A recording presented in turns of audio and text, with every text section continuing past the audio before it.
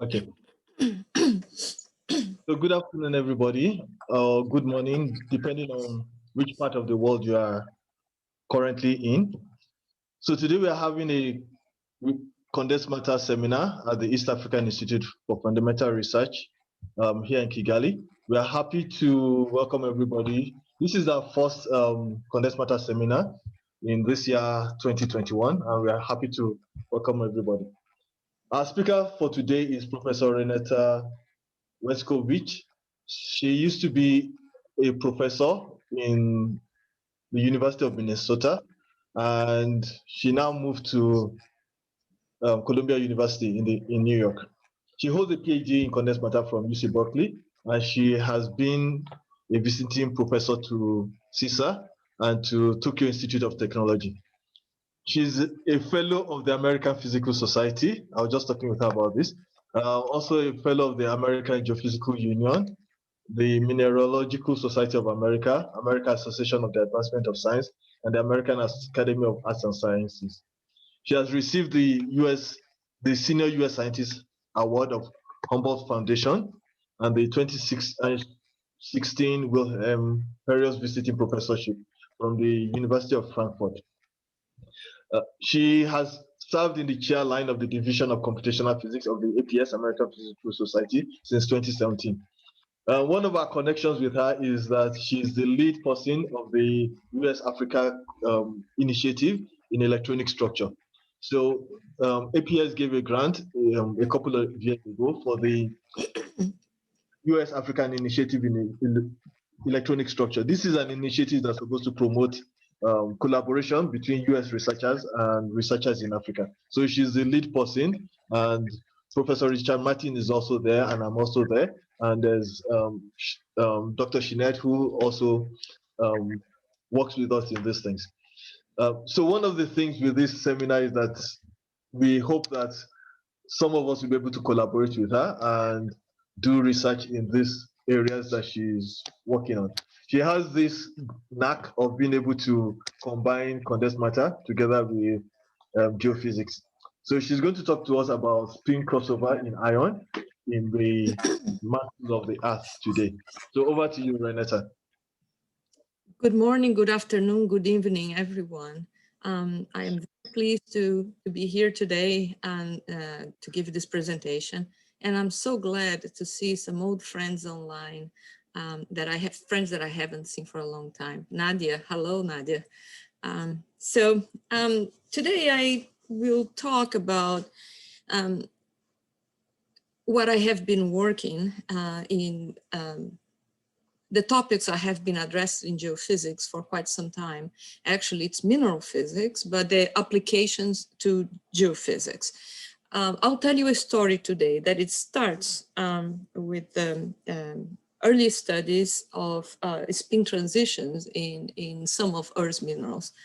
And it has important geophysical consequences. So here, for example, oh, it's not going?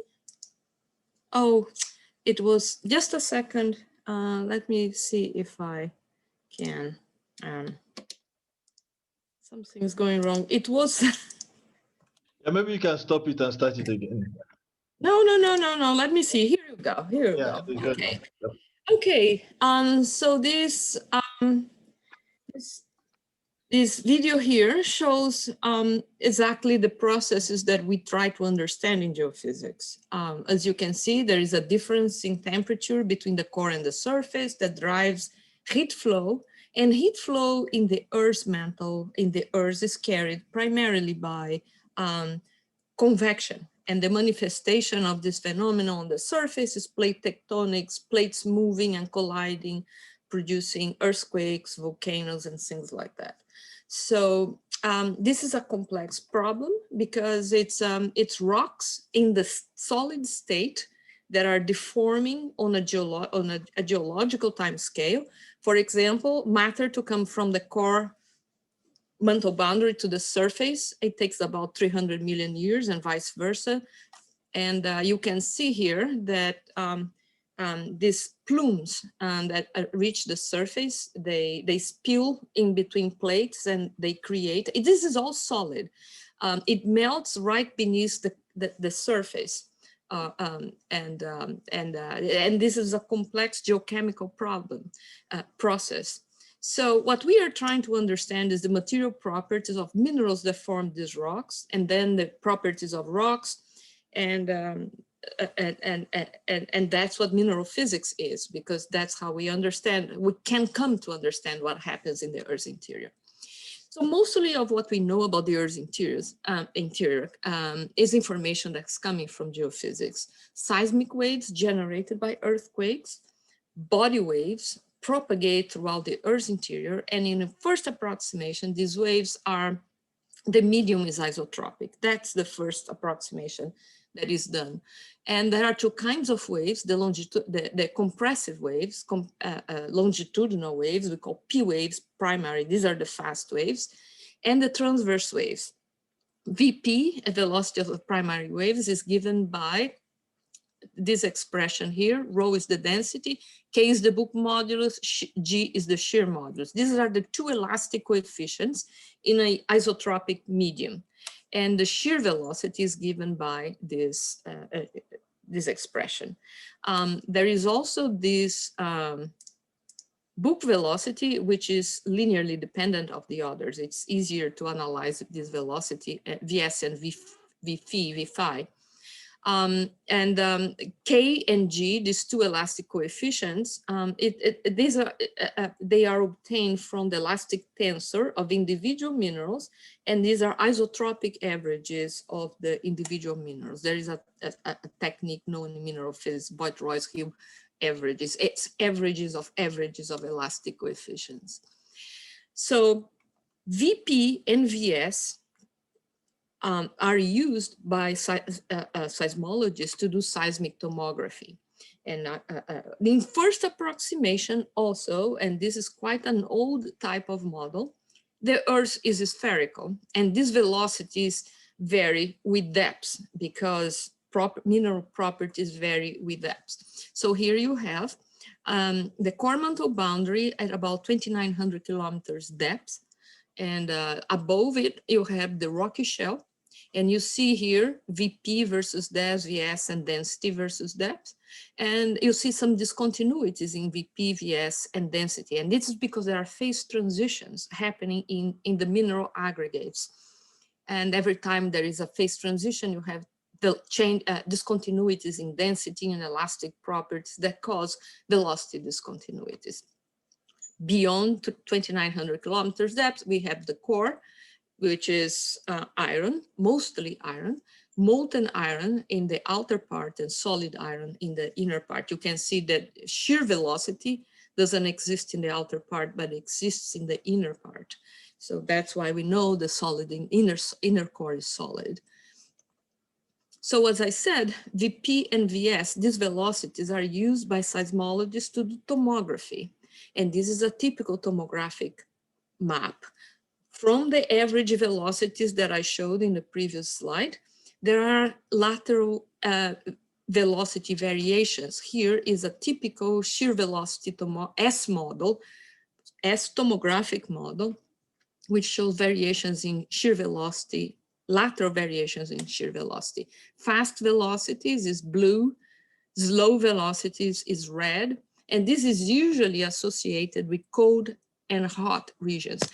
Temperature depresses elastic moduli, and the velocities decrease. Fast regions are usually cold regions associated with plates, the subducting plates like this one, for example.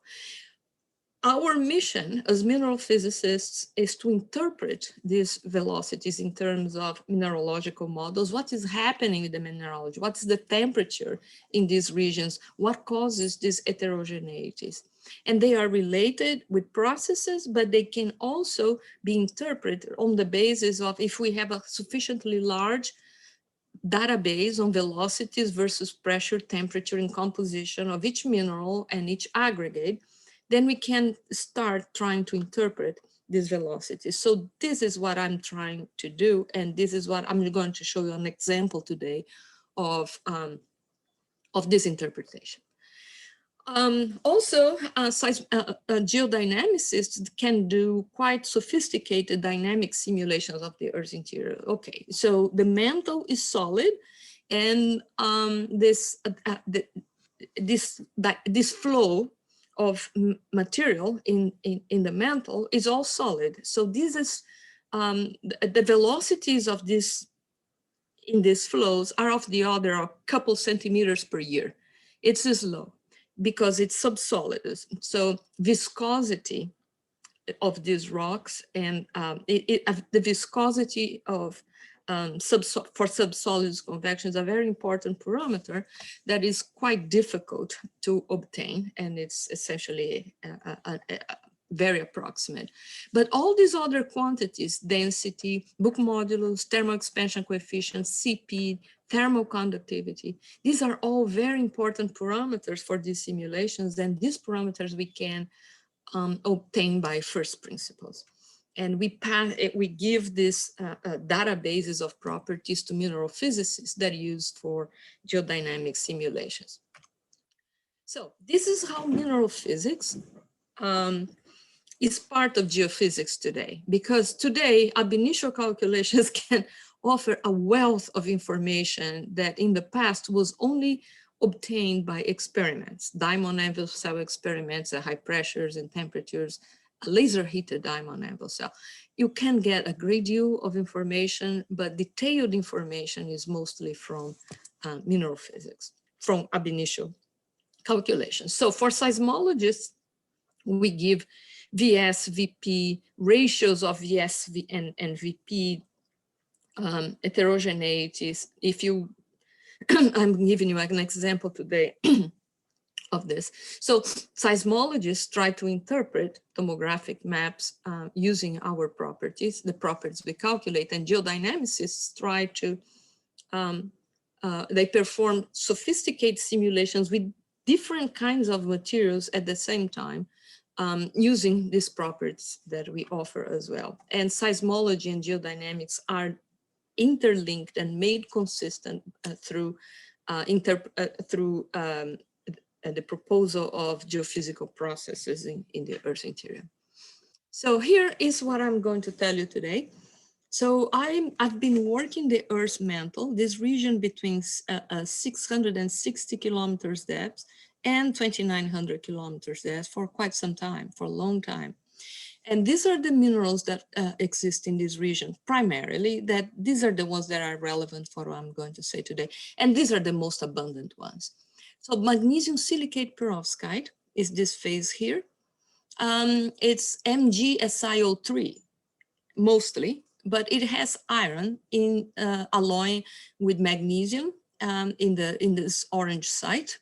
And but also that's iron 2+. And then there is also aluminum that enters mostly in the silicon site. We know today because we understand that we did calculations show that the aluminum enters primarily in the silicon site.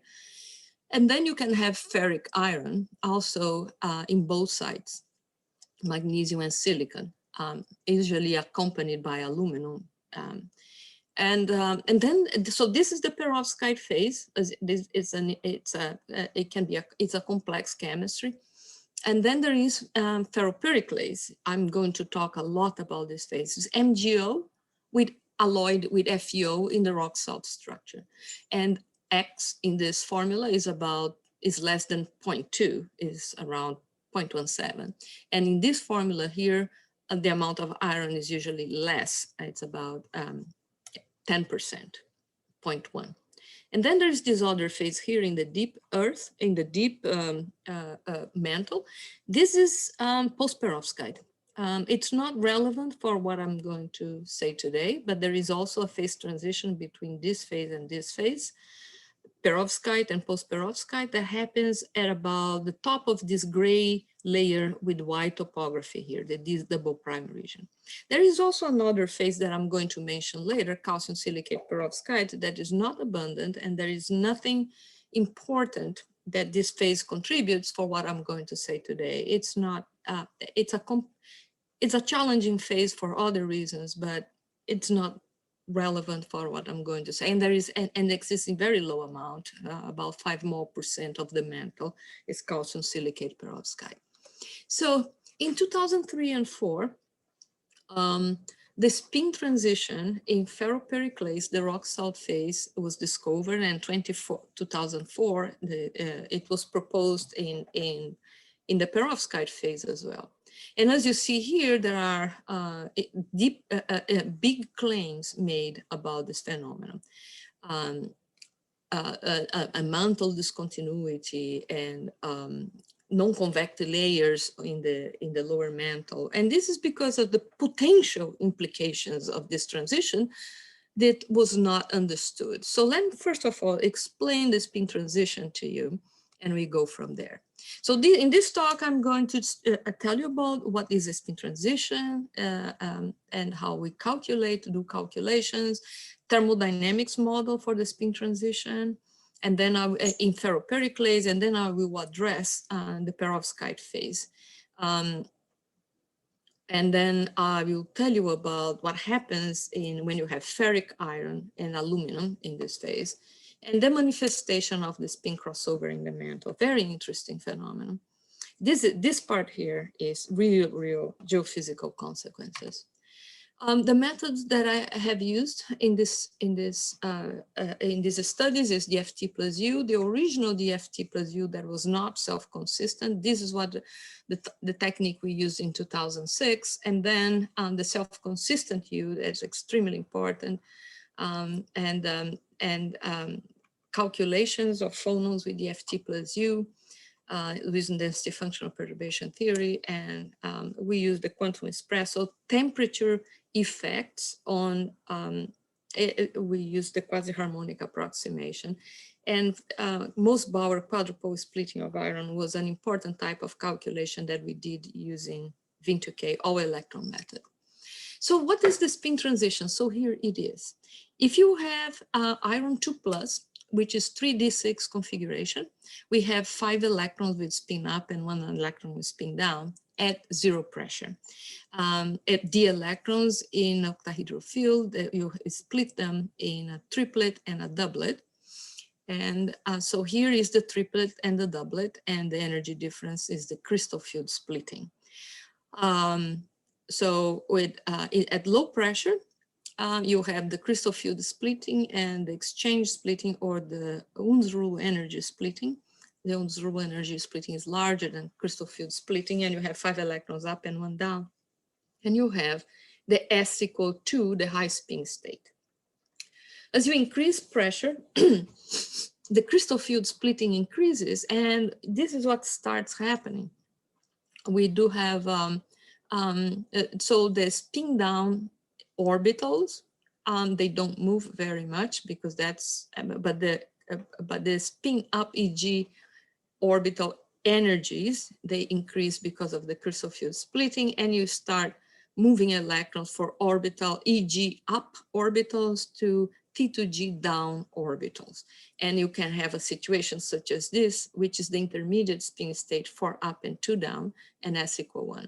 At very high pressures, you end up in this situation where you have 3 electrons up and 3 down, and that's the low spin state. So we don't have, we know that this state here has very high energy, and in this particular octahedral environment, this electronic configuration is very high energy and does not is not important. The spin transition that I'm going to refer is from S equal 2 straight to S equals 0. So what happens with ferropericlase when I spin transition, or spin, call it transition for now, takes place? Here, for example, you have the charge density of d orbitals with spin up. It's spherical, 5 orbitals occupied, 5 d orbitals occupied. This is the minority electron spin down density. It's 1 orbital in T2G state. It's 1 electron in T2G orbital, and you have a Young-Teller distortion associated with this state. This is the charge density in the low spin state. Up and down have the same density, has cubic symmetry. When you replace magnesium by an iron with spin, high spin state, you have a Young-Teller distortion like this. The octahedral expands by about 5%. And it's a Young-Teller distorted. When you replace a magnesium by a low spin iron, the octahedral contracts by about 3%. And when you go from a high spin to low spin state, there is a octahedral contraction by 8%. It's a huge volume change. Phase transitions usually, the density changes by a couple percent, 2–3%. More than that is not, it's kind of unusual. But this is 8% for an octahedral volume. Of course, this is a solid solution. This is a solid solution, and the amount of iron in this phase is not more than 20%. So we did calculations in a supercell with X iron equal about 18.75%. So here is what you see. If you calculate the enthalpy V versus P, the volume, the compression curve of ferropericlase with different amounts of iron in high spin, 100% high spin and 100% low spin state, what you see is a crossing of the enthalpy around 32 plus or minus 3%. This is a calculation done in 2006. U was not self-consistent or structurally consistent. It's just U was volume dependent here. But it was not a self-consistent U. It was structurally dependent, but not self-consistent. So here, within this, so we did calculations for a couple of concentrations, and what you see is that we can't, within the accuracy of this calculation, there is no obvious dependence of the transition pressure on iron concentration. So that suggested that iron was not interacting with iron in an obvious way, by exchange or via elastic interactions up to this iron concentration here. And that suggested the use of an ideal solid solution model, not your simple solid solution model, I'll clarify that later, but in a solid solution in which iron was not interacting with iron. So here is the typical compression curve of the high spin state, that is blue, low spin state is red, and these are and orange and green are mixed spin states. Define N, or so we create a supercell with 64 atoms, and if all atoms, all irons is high spin, then you have 0% low spin, and that's this N. N means the low spin fraction. N equals 0, all irons in high spin, N equal 1, all irons in low spin, N equal a third or 2/3. We can set up these calculations with mixed spin states. And when you, so these are the compression curves for these types of atomic situations, spin state situations. And you can see superposed to the experimental data that we have the experimental data agrees quite well with the high spin state at low pressure, quite well, and with the low spin state at high pressures, but is not a sharp transition. It crosses over from the high spin to the low spin state within a range of pressures of 40 to 60 GPa. So this is not your typical first order transition. It's actually not a second order transition either, because there is no symmetry change. This is what we call a crossover from one state to another continuously without any symmetry change. And from now on, I call this a spin crossover for this reason. So there are large volume changes associated with this crossover. And obviously, we needed to understand this phenomenon at high temperatures, and we developed a thermodynamic model for this, this phenomenon. I would like to move this bar from here if I can.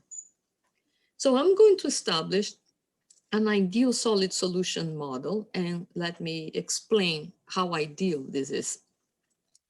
Assume that XFE is the iron concentration in ferropericlase and N is the low spin fraction. Oops, what's going on here? So my ideal solid solution is a solid solution between high spin ferropericlase and low spin ferropericlase. These are the end member phases. So the volume of an ideal solid solution is proportional to the volume, to the mole fraction, and the volume is a linear interpolation between the high spin and low spin. So this is not an ideal solid solution of FeO and MgO, but of high spin ferropericlase and low spin ferropericlase, and both are already solid solutions. The free energy of this solid solution is given by this expression, it's linearly interpolated, and there is a mixing term that comes from the configuration entropy. And the free energy of the end members is calculated in this form, is the Helmholtz free energy of high spin or low spin plus PV. G is F plus PV.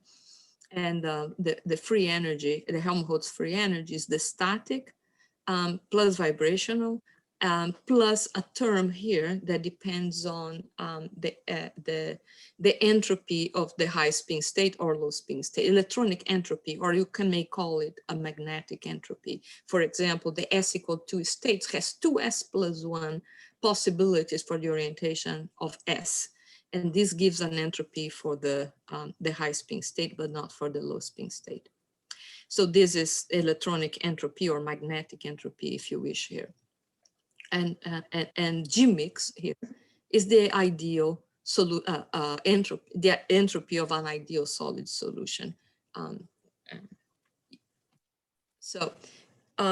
don't have the details here. I can discuss later if you wish. But if you put all this information, this model, the ingredients of this model together, this is what the Helmholtz free energy is what we calculate by first principles, and of course the compression curve V versus P, and this is an analytical model. The magnetic entropy is an analytical model, and G mix is an analytical model. If you minimize the free energy with respect to N, and you get this expression for the spin population as a function of pressure, temperature, or the low spin population as a function of high pressure and temperature. S is equal to, for the high spin state, M is the degeneracy of the high spin state, which is the orbital degeneracy of the high spin state, which is 3. The spin down electron can enter in one of 3 of T to G orbitals. And this is what we call delta G, high spin, low spin, is what we calculate by first principles. So here is the thermodynamic model. For each of the end members, high spin and low spin, we calculated the free energy using the quasi-harmonic approximation. P is the derivative of the free energy, S is the derivative of free energy, and then we compute G. This G for the high spin, the Gibbs free energy for high spin and low spin states is what we use in the thermodynamic model to compute the equilibrium population of high spin and low spin states. Now, how they calculate in 10 years ago, over 10 years ago, we were not calculating phonos by first principles with the FT plus U. But here we developed a vibrational virtual crystal model, which consisted in replacing the mass of magnesium. This is MgO. This is the vibrational spectrum of MgO, where magnesium mass is replaced by an average mass proportional to the concentration of iron. And also the elastic coefficients of the solid solution were reproduced in the virtual crystal model by replacing the elastic coefficients in MgO, the constant forces, 3 constant force constants in MgO, by 3 other forces that were force constants that were parameterized to offer the elastic coefficients that we calculated in the real solid solution. In other words, this is a model.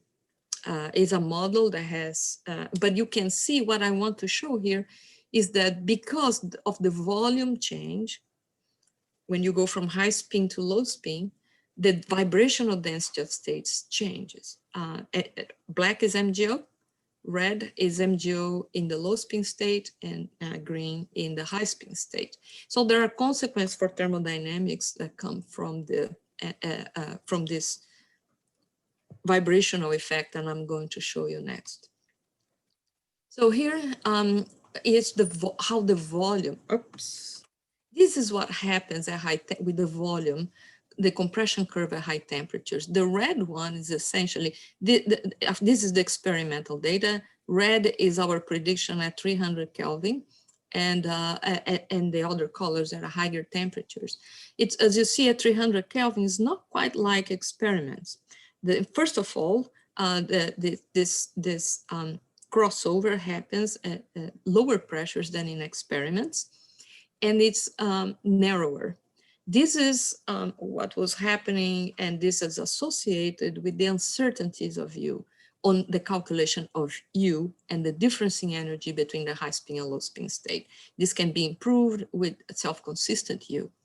But what you can see here is that with increasing temperature, the transition pressure, crossover pressure increases and broadens. The range of this transition pressure crossover pressure increases.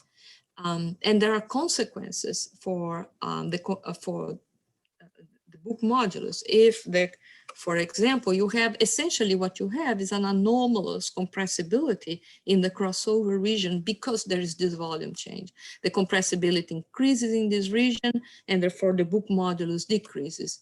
And this is the type of consequence we have. There is a huge anomaly in the book modulus around the spin crossover pressure, and this anomaly decreases in magnitude and broadens with increasing temperature and moves to higher pressures. So this is the earliest experimental data on a sample with 6% iron. Our calculation was on 19% iron, essentially. So these are the type of consequences. If you have an anomaly in the book modulus of this nature, this has huge consequences for seismic velocities. And this is what we need to understand, what these consequences are. For example, this is what anomalies happen in all thermodynamic properties, in thermal expansion coefficient. Red one is what we calculate at 300 Kelvin, where we are 100% in the high spin state. Also, the orange at 30 GPa, 100% high spin state, but at 50 GPa, we already are in the spin crossover regime, and you'll see here a very anomalous behavior for the book modulus at 50, 80, and 100. And all thermodynamics properties have this anomaly when you go through this situation or pressure temperature region where you have spin crossover. So here you have green. This is a very important consequence, book modulus. If you have constant pressure and you increase the temperature, look what happens with the book modulus. It decreases very much and then increases. The book modulus increases with increasing temperature. This is very anomalous. In general, a normal material, the behavior is like in the red or orange curve. You increase temperature, the book modulus decreases, the same with shear modulus. But here you have a very anomalous behavior. There is a pressure temperature range where the book modulus will increase with increasing temperature. And I'm going to say a little bit more about that. So here is the phase diagram. The black curve is, so this is what I'm showing is the spin population. Blue, 0% low spin, red, 100% low spin. And this is what happens with increasing temperature, the transition region broadens. And the black line is the 50% high spin, 50% low spin, in the middle of the transition. The difference between the white and the black is the inclusion of vibrational effects. It's important.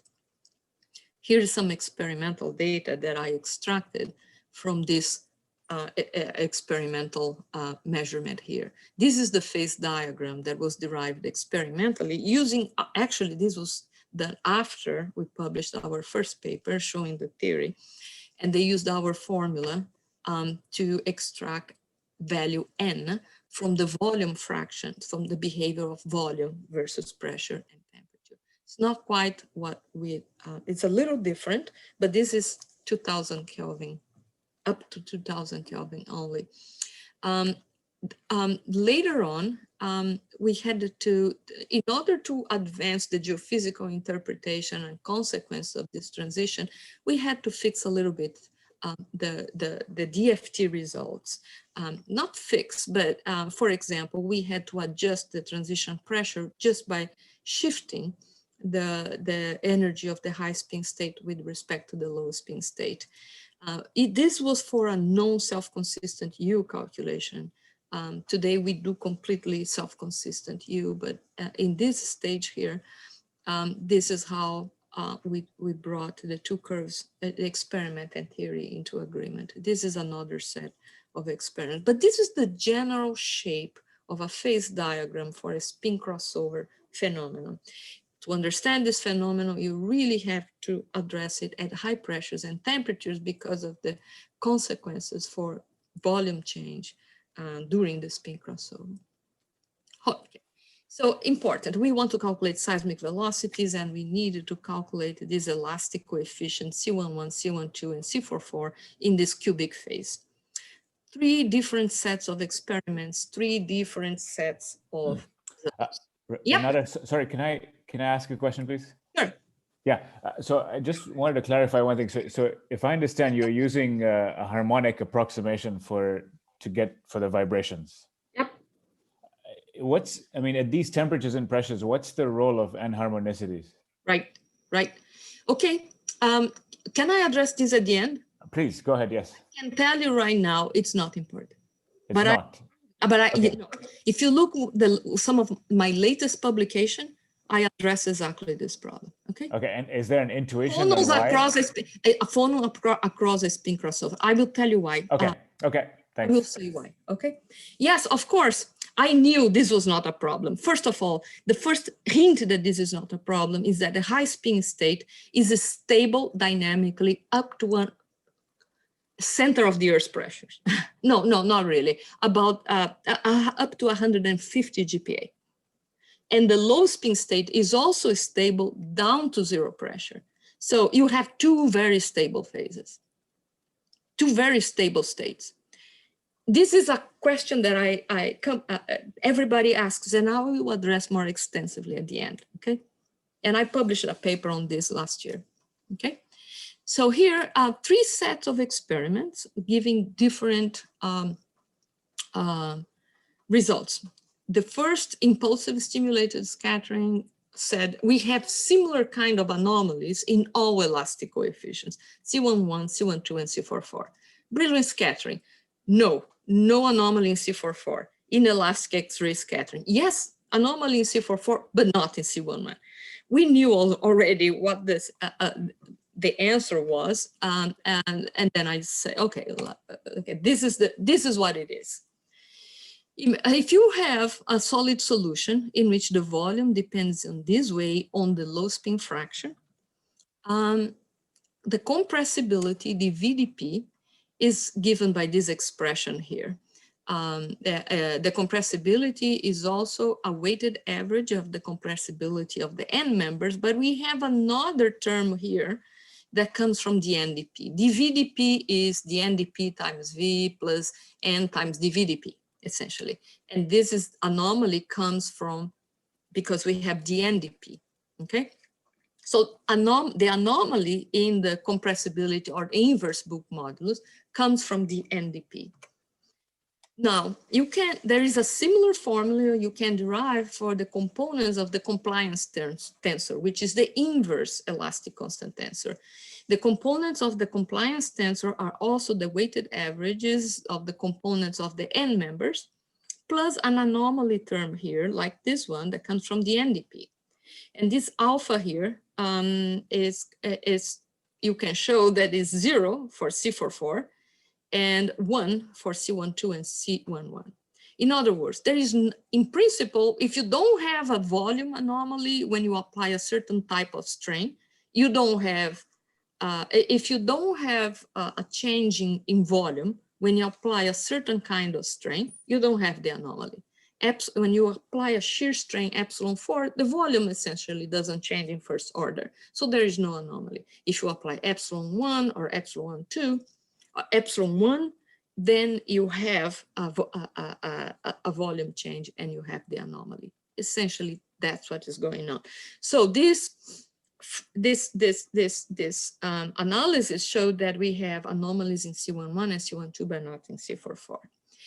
And then we need to calculate this as a function of pressure and temperature, and this how we did. And we have been doing this for many years. And we calculate the free energy as a function of strain in an equilibrium configuration, and then the elastic coefficient is the second derivative of the free energy with respect to strain. This is how we did at that time. Not exactly how we do today anymore, but this is how we did at that time. So we can calculate the elastic constant tensor as a function of pressure and temperature, and then calculate Book modulus and shear modulus using these elastic coefficients. Here is how well we do. This is 300 Kelvin ambient conditions, and this is just the elastic coefficients as a function of iron concentration in the, this is calculation versus experiment. So at this condition here, ambient condition, there is no spin transition. And without spin transition, we describe the elastic coefficients quite well. This is what happens with the Book modulus and shear modulus as a function of pressure at 300 Kelvin. This has been measured. So this, what you see here in the Book modulus KS, these are the three experiments that have very different results, have different values during the spin crossover. But these are samples with 10% and 6% iron. But the inelastic X-ray scattering is quite different here in this region. So there has been a great deal of debate among experimentalists, and I think there is a consensus now that brilliant scattering does offer the right result. And here is what happens with the velocities. And these are samples with different concentrations as well. We are doing quite well here. So this is the type of anomaly we're dealing with. And what is the geophysical consequence? Well, the geophysical consequence depends on the other more important phase, which is perovskite, which I told you. Perovskite in the lower mantle is about 75 mole percent, 75 volume percent.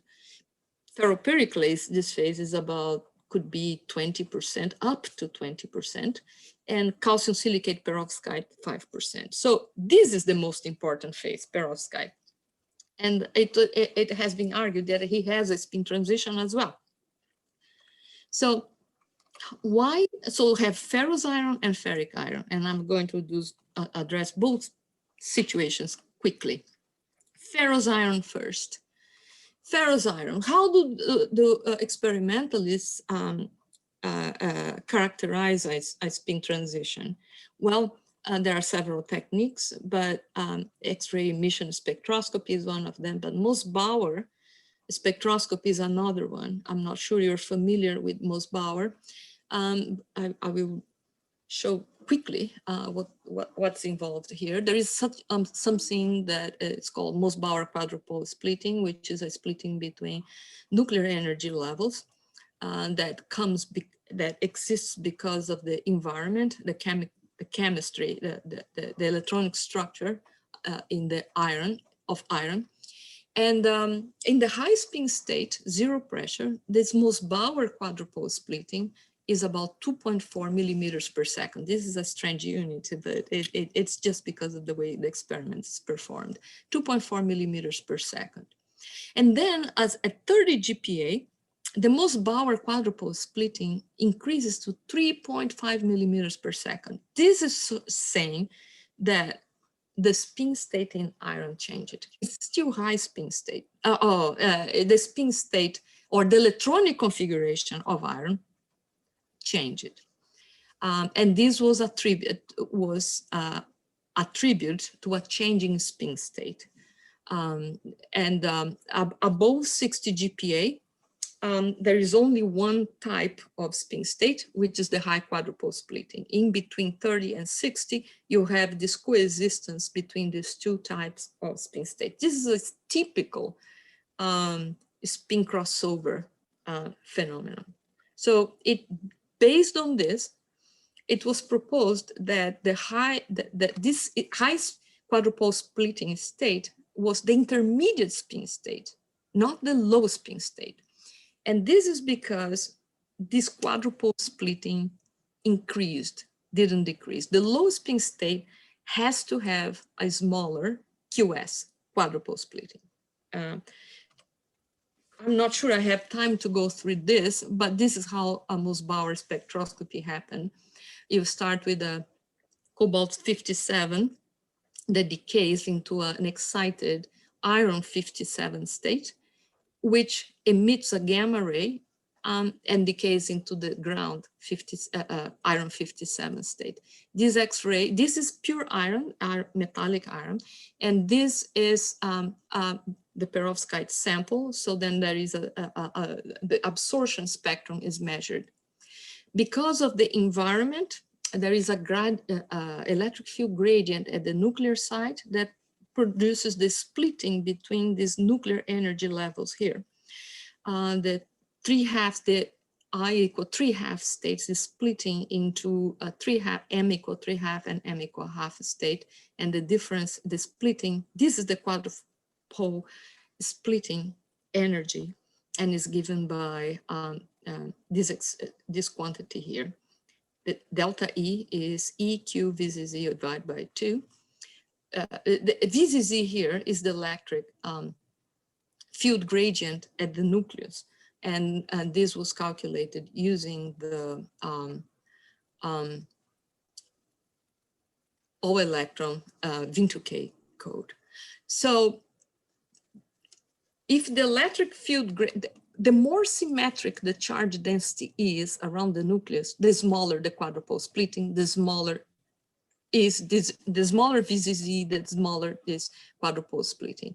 This was the intermediate spin state because the quadrupole splitting increased. This is how the splitting is observed. So the sample is moved back and forth, and Doppler shift gives the energies of these splitted energy levels. That's why the splitting is given in millimeters per second. It's a pretty cool experiment. But the quadrupole splitting increased, so the splitting, so the charge density around the nucleus had to be more asymmetric to give electric field gradient, to increase the electric field gradient at the nuclear site. This could not be the low spin state because the low spin state has a symmetric D charge density. The quadrupole splitting decrease when you go from high spin to low spin. But in this case, the quadrupole splitting increased. So it had to be the intermediate spin state. So that's what was claimed in this paper. So we looked for this intermediate spin state, and we needed, first of all, to find the equilibrium position of the iron in this intermediate spin state. So we started looking for equilibrium positions of iron and the electronic configuration associated with it. We found several states in the high spin and several states in the low spin, nothing in the low spin, intermediate spin state. But we found two different high spin states, one with the quadrupole splitting 3.3 and another 2.3 millimeters per second. And this corresponded to the experimental values. The low spin state, you see, it has a 0.8 millimeters per second quadrupole splitting, which is very small, and as we predicted. These other states, these other three states here with different octahedral rotations, they are not energetically competitive, but the three relevant states are these ones here. So this is what's happening with iron in these different quadrupole splittings. There is a double well potential for iron in the perovskite cage. So here is what a double well is. This is the position, Fy position of iron in the perovskite cage. So as you increase pressure, the depth of these wells changes this way. And what are these? What are the states of iron in this double well? Well, they are both high spin states. It happens that you have the minority electron occupying different T2G orbitals. At low pressure, you have one T2G orbital occupied. With increasing pressure, you have another T2G orbital occupied. So this is what is happening. And this is why it looks like it is a crossover, because the population of these sites changes continuously. And at the highest pressure, you have only one state of iron. And it is high spin. There is no change in spin state in iron up to, in this particular position in the perovskite cage, in the A site, up to very, very high pressures. The ferric iron. Ferric iron is a coupled substitution, usually comes one iron in the silicon site and one iron in the magnesium site. So I will make this story short. Experimentally, it is seen that 50% of the iron undergoes a spin transition from high spin to low spin. This is also Mossbauer spectroscopy. And the 50% remains in the high spin state up to 150 GPa. Some DFT calculations before claim that iron was in the high spin state in the A site and low spin state in the B site, and the transition pressure was around 75 GPa. This was clearly inconsistent with the experiments. What is happening experimentally is that you have high spin state in both sites in the ground state, and around, depends on which functional you use, you have a transition from high spin to low spin state in the B site of the perovskite, in the octahedral site only. And that's the only kind of, so 50% of iron undergoes a spin transition to the high spin, low spin state. And that is the iron in the B site. And this is the story, essentially. And if you have aluminum in the sample, as we always have, aluminum enters in the B site, in the silicon site, and it displaces iron from there. So ferric iron also does not have a spin transition in the A site. So there is essentially, if you have aluminum in the sample, and usually we have more aluminum than iron in perovskite, there is no spin transition in perovskite. So the only spin crossover or spin transition that is relevant to understand the mantle is the one in perovskite, is in ferropericlase, in the rock salt structure. So this is the lower mantle. It's about 75 to 8% perovskite, 20 to 15% ferropericlase, and 5% calcium silicate perovskite. Very interesting phase, but it's very similar to the other perovskite, and is only 5 mol%. So this does not have iron. So as far as for this study, the geophysical implications, the implications for seismology, let's say, I'm not going to address this calcium silicate phase. Highly, highly anharmonic and very interesting. So this is what happens with the bulk modulus, shear modulus, and density of ferropericlase as a function of temperature at 75 GPa. 75 GPa is about 1,500, 1,600 kilometers depth in the Earth.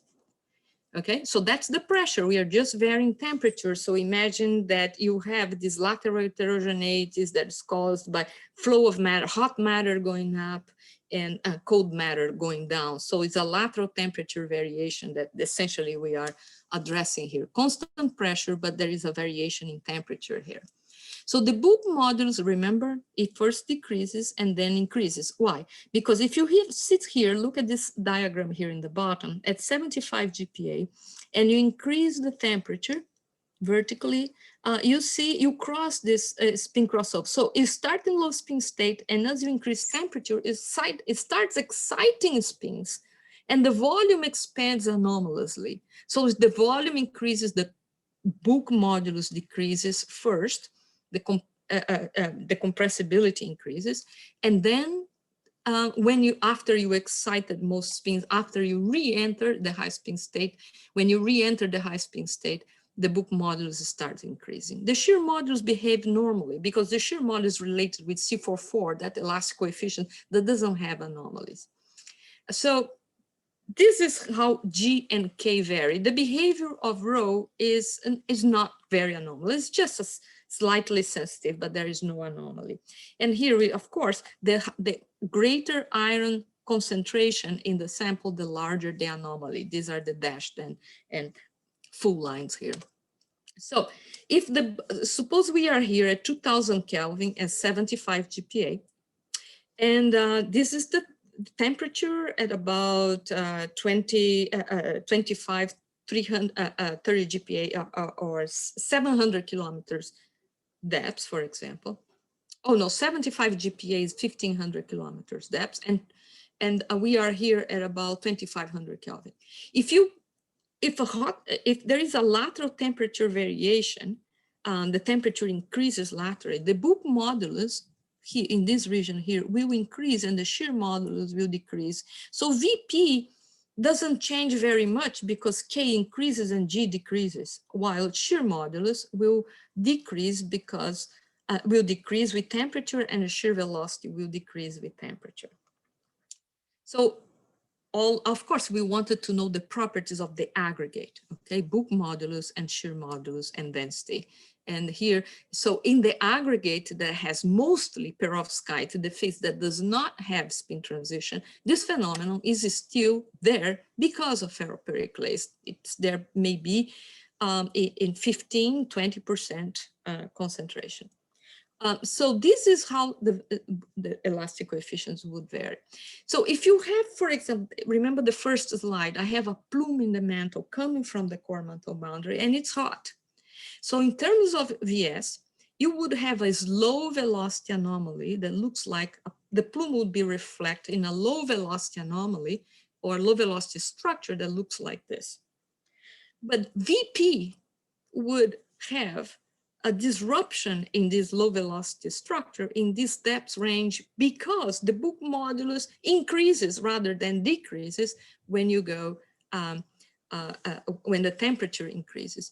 So red, remember, is slow and blue is fast. Okay, so this is so there's a disruption in the low velocity structure in P tomographic maps. That's what we would be looking for. So this is was essentially a prediction we made. But then, of course, there was, for example, these are hot spots in the Earth. Hot spots are volcanoes like Hawaii, where it was believed that the flow of matter came from the core mantle boundary. And there are several other kinds of hotspots in the Earth. Hotspots is intra-plate volcanism. Volcanism at plate boundary is not called hotspot. Hotspot is volcanoes right in the middle of tectonic plate. And Hawaii is one of them. And there are several others in the Earth. So hotspot volcanoes are believed that at least some of them come from the core mantle boundary. The magma comes from the core mantle boundary. And there are these P models, P velocity models associated with these hotspots. And you can see here, there is a slow velocity anomaly. There are slow velocity anomalies coming from the core mantle boundary, except that there is a disruption in the velocity. It's approximately in the depth range that we predicted. Because of maps like this, convection on the Earth was not accepted as being whole mantle convection. It was expected, it was supposed to be layered in the Earth. We have two convection cells in the Earth, one involving mainly the upper mantle and the other mainly the lower mantle. So these maps showed somehow a barrier to convection in the mantle. But so what we did essentially was a kind of a post-diction. Of course, the interpretation of these maps in terms of elastic properties of a material undergoing spin crossover is something that had to be confirmed in several ways. But this is something that These are velocity maps that exist before our predictions. Our predictions kind of say, yeah, it could be a spin, the manifestation of a spin crossover. But if this is true, then the shear velocity maps shouldn't have this type of disruption. And here are velocity maps beneath other hotspot volcanoes in the Earth, showing similar velocity disruptions. Now, this is another study of several tomographic models, 2 global P models and 3 global S models of about 40 hotspots in the Earth. So this is P and S, okay? The date also 2007, well before our prediction. And we didn't know this paper. After we submitted our paper with our geophysical implication, I start receiving emails by others saying, yes, this has been observed in the Earth. So this is a study that existed before ours.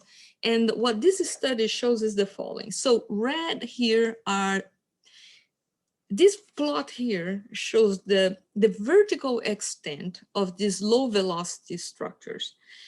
Red is P models and black or navy is the S models. So what they are showing here is that in S models, one can find up to 10 volcanoes, hotspot, low velocity structures with full extent from core mantle boundary to surface. But there isn't one P model that has a low velocity anomaly extending from the core mantle boundary to the surface. In S model, you can find up to 10, but in P models, you can't find a single one. So this is the sort of prediction that we were making for a flow coming from the core mantle boundaries. Essentially, this was known in geophysics, and we just didn't know it was known. So this is a sort of a post-diction that we made. So these are new velocity S models in the Earth that have been produced, and now S models show continuous low velocity structures coming from the core mantle boundary. Oops, no, sorry. For example, the mother of all volcanoes, the Yellowstone, is a plume coming from the core mantle boundary in an S model. In a P model, there is still not a reliable P model. P models are more difficult for several reasons, but and I think they were not trusted very much before because they look so different from the S models. And there is, in principle, people didn't understand how bulk models and shear models could vary so in such a different way upon temperature variations, with temperature variations. This is cold anomalies, fast anomalies in the Earth, and these are 0.3 isosurface of 0.3% faster average anomalies. These are plates subducting into the Earth. And as you can see here, there is a disruption in these low velocity structures or high velocity structures at exactly, approximately at the depths that we inferred. So this is a P model. This was inferred as a barrier to flow, to subduction of plates in the Earth. And now we have, I'm working with seismologists, and it looks like this also is a manifestation of the spin crossover. So where we are going from here, unharmonicity is an important effect that we need to address. And I can discuss this now. One question already came up. We don't know all the phases and iron-rich phases that exist in the Earth, and we are working in that area as well, doing calculations in FEO, iron-rich phases. And another issue is multi-phase equilibrium. If you have two phases, two solid solutions next to each other, the concentration of the elements in the solid solutions depends on pressure and temperature. And this is another area that we are working on. I have worked on this for 15 years, and these are collaborators that made this possible, wonderful collaborators, and here are, you know several of them. So this is, I'm open for questions. Thank you. Okay. Thank you very much, Renata. So it was good to listen to the talk and learn a few things. So we'll take questions. Does anybody have a question they would like to ask? I have a few questions already also.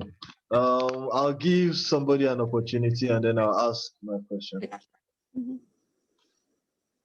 The question on harmonicity was very important. If the person, who asked that question? Ali asked the question, so Ali. I think Ali is still here. Yeah, Okay. I'm still here. I'm still here. Okay, so let me address this question. For ferropericlase, harmonicity is not important, especially unharmonicity across the spin state change. As I said, the high spin state is stable up to 150 GPa at least. The low spin state, which is the high pressure state, is stable down to 0 pressure. In other words, you have two states that are very stable, different volumes, and they are separated by an energy barrier. This is, locally, this is like a first order transition with a large delta V. It's like a first order transition.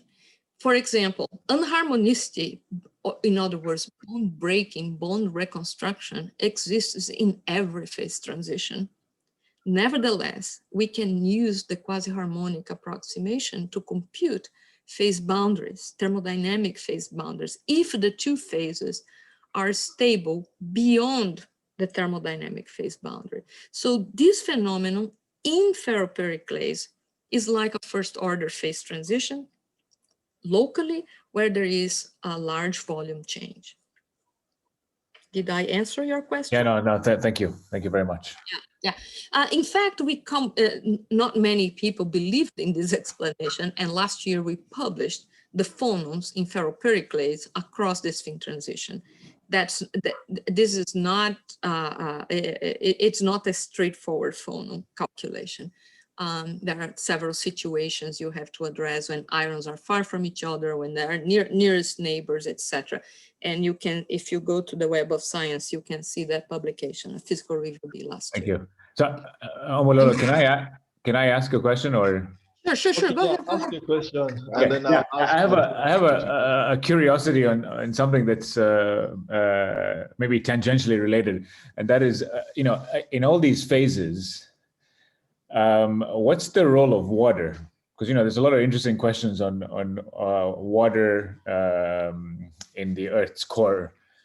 Can water be intercalated into these phases, or is that a different scale, different time scale altogether? Okay. Let me just clarify to the audience. What we refer to water is H2O, mm-hmm. is replace magnesium by 2 hydrogens, for example. MgO is replaced by H2O. That's what we call water. It's the these phases of the lower mantle that I addressed, they don't, relatively speaking, they don't take much water. The phases that take water are the phases of the upper mantle and transition zone. Olivine, Wadsleite, Ringwoodite, the transition zone, let me see here. The transition zone, this region between 410 and 660 or 670 kilometers, mm-hmm. These phases, they take on a lot of water. This region of the Earth is supposed to be hydrated. I see. It's a barrier for flow of water in the Earth. What happens when a hydrated plate, for example, subducts across the transition zone? Well, mm-hmm. we believe that there is a lot of water that is left behind in this transition zone before the plates continue subducting to the core mantle bound, to the deep Earth. We have found some interesting phases that are stable, and which these are stoichiometric phases, hydrous phases. Mm-hmm. Hydrogen enters in stoichiometric amount great. For example, ALOOH, water, essentially. Okay. This phase is stable to the core mantle boundary pressures along the what we call the slab geotherm. You know, these plates that subduct, we call slabs, they are colder than the ambient mantle. Their geotherm, the temperature versus depth profile in these plates, this phase is stable, but at expected mantle temperatures, they release water. So they break down. I see. ALOOH, for example, breaks down into Al2O3 plus water. Pure H2O. Thank you. That's very interesting. Thank you for your talk. So Renata, my question, thank you for your talk. My question has to do with using DFT. How much do you trust DFT with these things? For instance, okay, you probably get different results depending on whether you use GG or LDA, and then you have to add a EU to it. And these things seem to be things that may have a lot of multi-reference character, or as physicists we call it, strongly correlated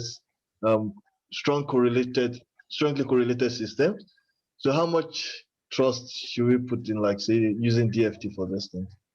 Okay, first of all, are there calculations with DMFT or maybe GW also, because GW will still be simple, no? Okay, so my experience with DFT, with these calculations, go back to the 90s. More important than the functional, no, it's equally important. To get the answer, you needed to do calculations at high temperatures. You need to see the effect of vibrations, which change the volume considerably. Okay. My early experience in the 90s showed me that at that time, if you do a static calculation, GGA, PBE type GGA, gives a better answer than LDA. But that's right, because the vibrational effects were not being included.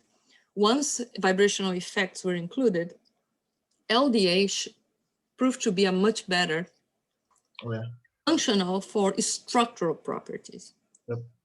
Phonos, and it's more subtle. It's not, phonon frequencies don't depend so drastically as volume on the functional.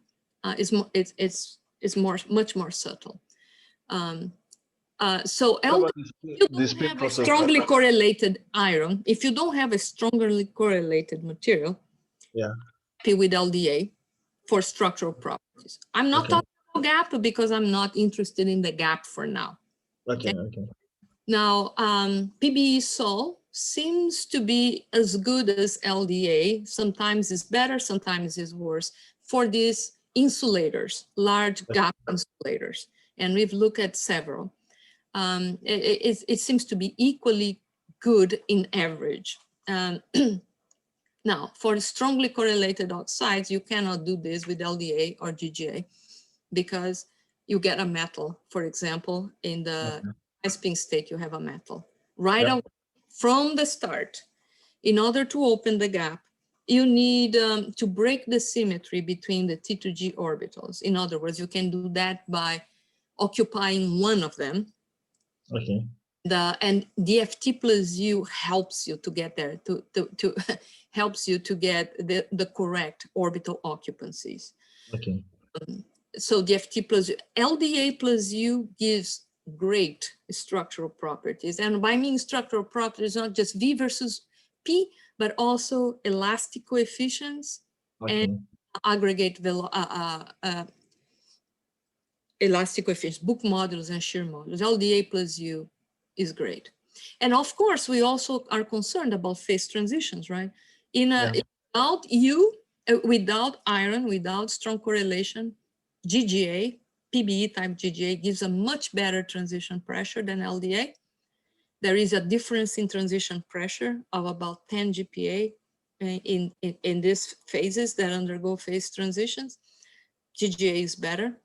If you have a spin transition, LDA plus U and GGA plus U are equally good, and they are different transition pressures. The experimental transition pressure is usually in between them. So that's extensive.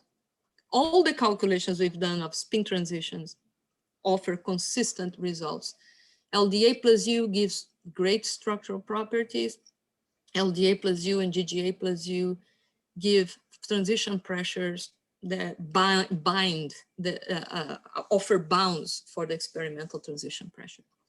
Okay. So what would you recommend as a first step for something to go beyond GFT? Like, it depends on each problem you want to address. If you want to address the gap, the FT plus U gap is too large. So it depends on which property you want to address. If you want to do structural properties, I mean, is there an alternative? I'm not sure there is an alternative to the FT plus U. Because optimize structures and at the same time obtain Yanteller distortions. You don't do this MFT. I would be doing the FT plus the MFT calculations if they could address this type of problem. Yeah. But the gap is large in the FT plus U. Okay. Thank you. Sure. Other questions?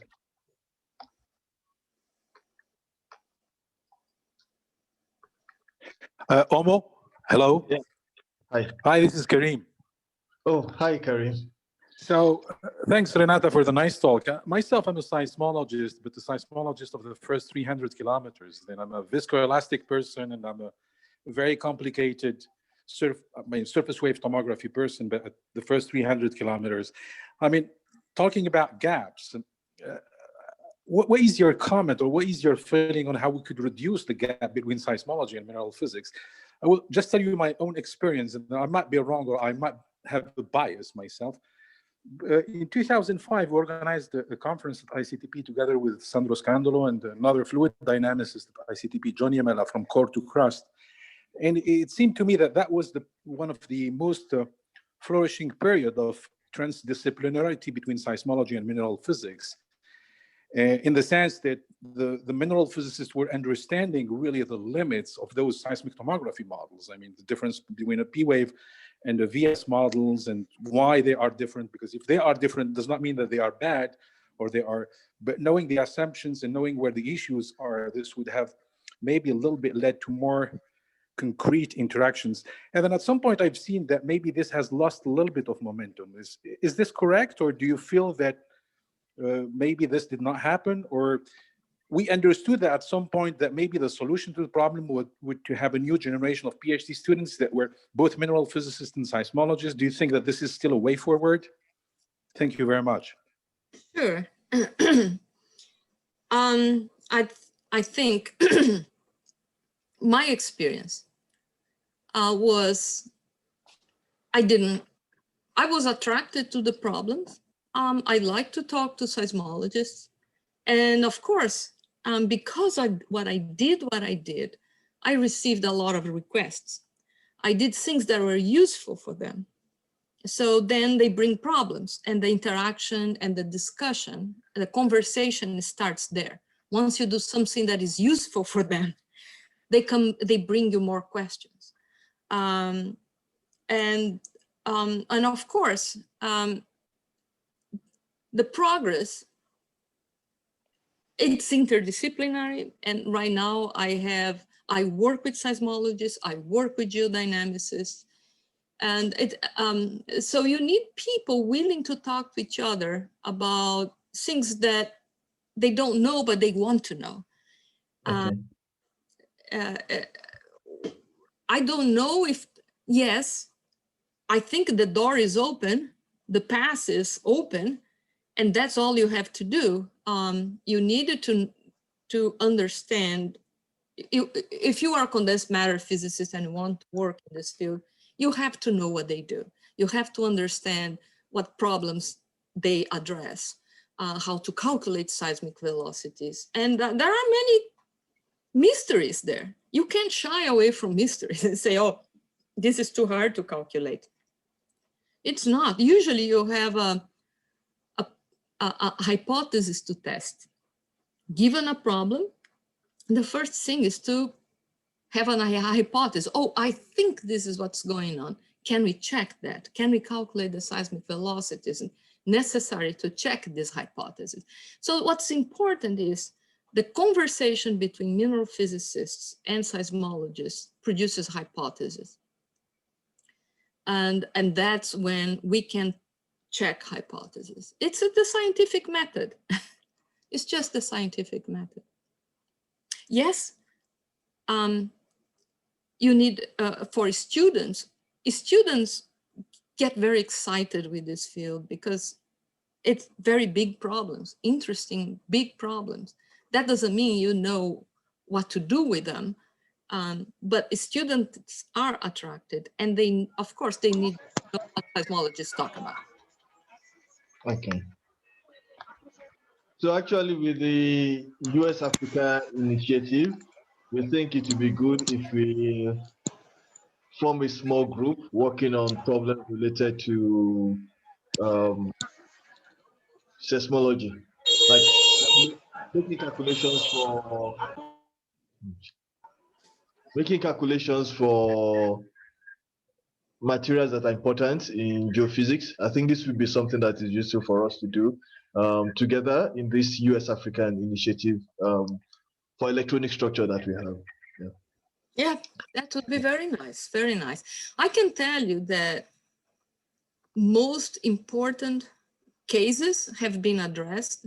The problems are not easy. For example, it's solid solution, right? All are solid solution and they are strongly correlated. Approximations, these main cases have been addressed in one way or another with approximations. For example, solid solution has been addressed as in supercell, simple supercell calculations. How much are you going to gain by doing a real solid solution is another story. But nevertheless, the problems with real solid solutions, the predictions for real solid solutions is still out there to be made. But how much you're, so the problems are quite more difficult now. The simple cases have been addressed, but there are, it's important to identify problems as well. What kind of problems we can address. Okay. Yeah. Thank you, Renata. Not all, and it's not all seismology, okay? It's not all seismology. There's a lot of geochemistry problems. Okay. Mm-hmm. Thank you, Renata. Any other questions?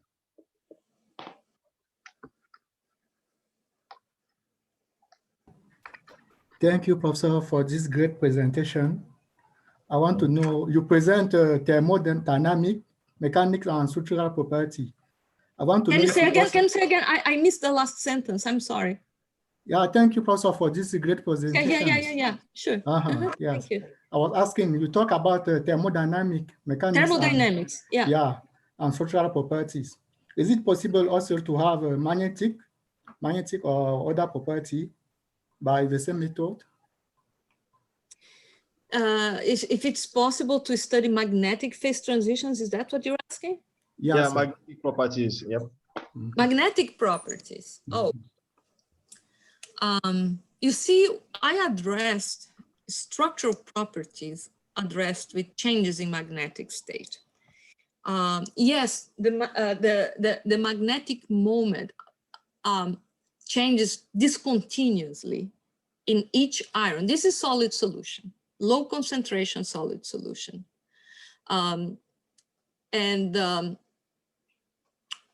So the iron, it's, I don't know if you can have a picture of what I'm doing here. This is not a magnetic metal where I compress and I see a change in average magnetic moment with pressure or with temperature. This is a low concentration solid solution of strongly correlated of magnetic ions. Yes, and in this case, it's a simple model. It's as simple as the thermodynamic model. Sure, I can derive a paramagnetic susceptibility from this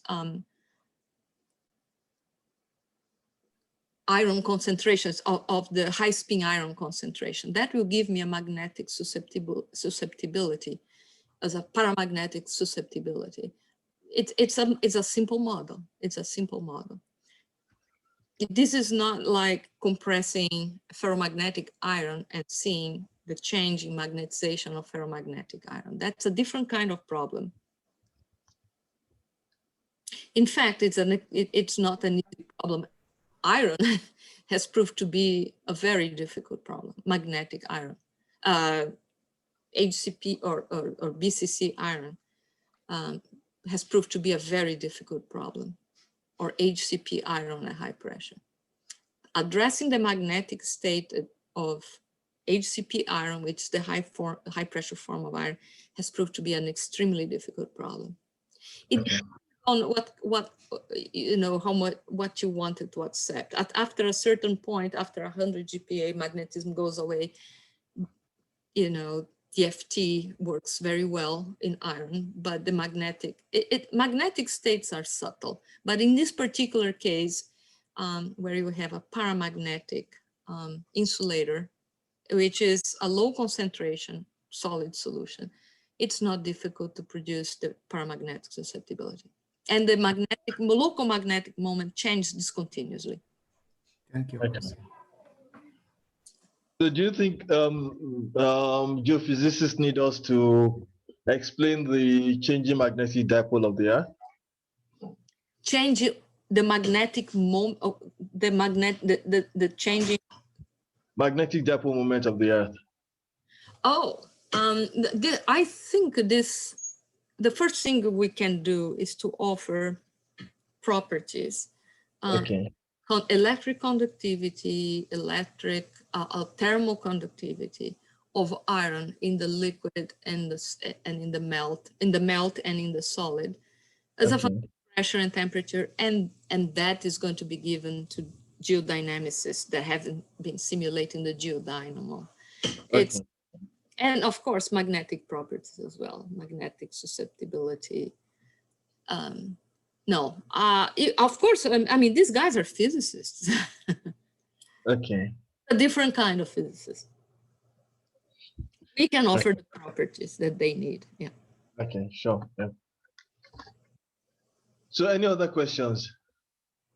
By the way, the geodynamo is simulated, the change in the magnetic poles in the Earth as a function of is simulated by geodynamicists, but they use parameters that are not quite what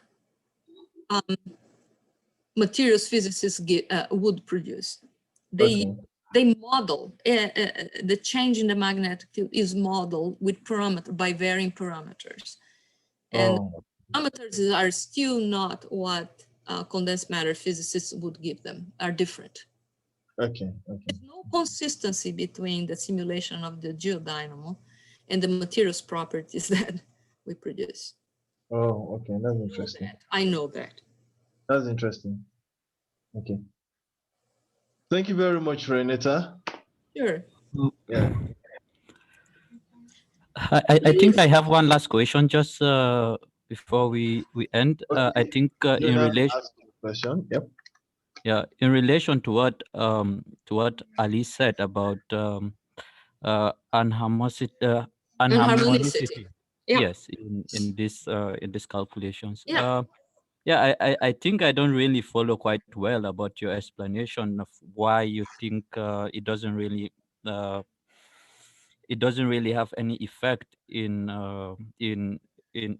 this because of course I know that there have been a lot of talks about this existence of negative frequency modes that occur in these geomaterials if one adds unharmonicity in the calculation. So So I think, I don't know, I don't really follow well from your explanation. And you also mentioned about a paper that talks about this.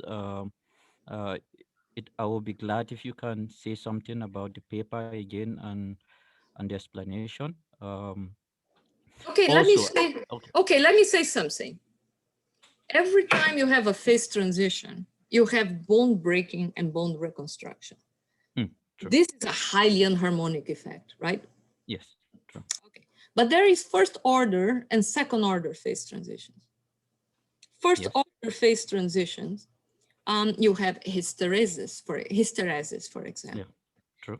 The low pressure state remains stable beyond the phase boundary, and vice versa. The high pressure state remains stable to very low pressures.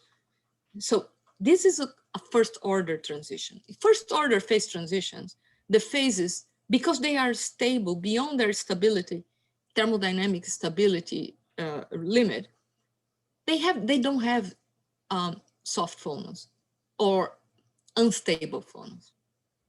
Correct? Correct? Yes. Okay. If there are no unstable phonos, then you can use the quasi-harmonic approximation. Correct? Yes. And you can compare the free energy and you get a phase boundary. Oh, I see. It's not because you have a phase transition you necessarily cannot use the quasi-harmonic approximation. First order transitions are very well described by quasi-harmonic approximation. Second order transitions are a lot more challenging because then you have instabilities, string phonon coupling. So this spin transition in this particular spin transition is like a first order phase transition. Oh, okay, I see now. There is a large volume octahedral change, local octahedral volume change when one ion goes from high spin to low spin. And those states are very stable. And there is a large volume change separating these states. So there is no problem with phonos across this particular spin transition. There are many other cases that are not like this, but this is not. And also the transitions in perovskite are not, unharmonicity is not important. Okay. Yeah, I think you also, I think this is maybe outside, but this method you talked in some of your works about phonon quasi-particle approach. Is there a specific code in which you implement this method, or is it just a yes, code and it's within your published. group? Yes, and it's published. Oh, okay, I see. I think it was published in 2019. For sure, last year it's published. It's Computer Physics Communication. The title is PHQ, a Python code for quasi-particle properties. Oh, okay. It's published. It's molecular dynamics, and you extract quasi-particle properties like phono quasi-particle frequency and lifetime. Okay. And then you can reconstruct the phono dispersion if you have the renormalized phono frequencies. Okay. So thank you very much, Renata. We have been doing that. We have been doing a lot of calculations like that. Okay. But Thank you very much, yet. Nothing published. So could you make your slides available to us? The video will be available also. And it will be good to have a link to your website so that we can take a look at your publications. I mean, because you told me that with your publications, the codes are there. So it would be good if you have a link to it. That's correct. The codes are there. Okay. Yeah. Okay. Yeah. Thanks again, Renata. We appreciate this. Thank you. Okay. Thank you all. Thank you for attending my presentation. Okay. Yeah. Thank you. Bye-bye. Thank you. Thank you. Take care, everybody. Bye-bye. Thank you. Bye-bye.